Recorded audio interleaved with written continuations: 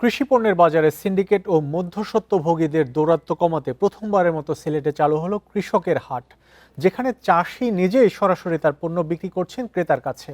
সকালে নগরীর টিলাগড় পয়েন্টে হাটের উদ্বোধন শেষে বাণিজ্য মন্ত্রী খন্দকার আব্দুল মুক্তাদির জানান, পর্যায়ক্রমে সারা দেশেই এই উদ্যোগ নেয়ার লক্ষ্য সরকারের। কৃষকের ফসলের ক্ষেত থেকে যে কোনো পণ্য ভোক্তার কাছে পৌঁছাতে 4 থেকে 5 বার হাত বদল হয়। এতে প্রতিটি স্তরে বাড়ে দাম, কিন্তু তার সুফল পান না কৃষকরা। উল্টো চাষের খরচ তুলতেই হিমশিম খেতে হয় তাদের। অন্যদিকে ভোক্তাদের গুনতে হয় চড়া মূল্য।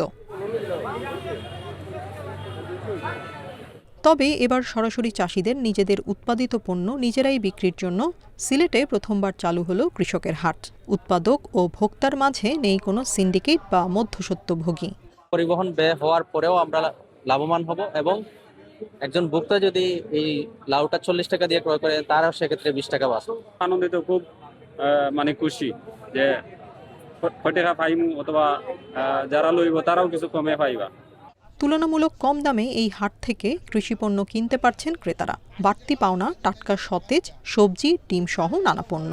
স্থান হয়েছে কৃষকের বাজার, এখানে এই জন্য আমরা ভালো পাচ্ছি এটাকে। আর এখানে টাটকা সব কিছু সবজি পাওয়া যাচ্ছে। 80 টাকা করে কেজি, বাইরে এইগুলা 150 টাকা কেজি বিক্রি হয়। এরপরে উড়ি কিনছে 70 টাকা কেজি, ওইলে ফ্রেশ উড়ি, ওইলে বাইরে 100 টাকা হবে কেজি।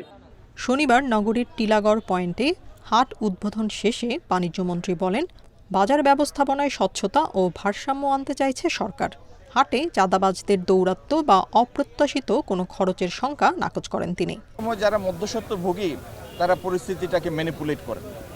তো বাজারের এই অব্যবস্থাপনাটা দূর করার উদ্দেশ্যে আমরা সিলেটে একটা পাইলট প্রকল্প হিসাবে এই কৃষকের হাটের উদ্যোগটা নিয়েছি, যাতে কৃষক সরাসরি এসে ভোক্তার কাছে তার পণ্যটি বিক্রি করতে পারেন।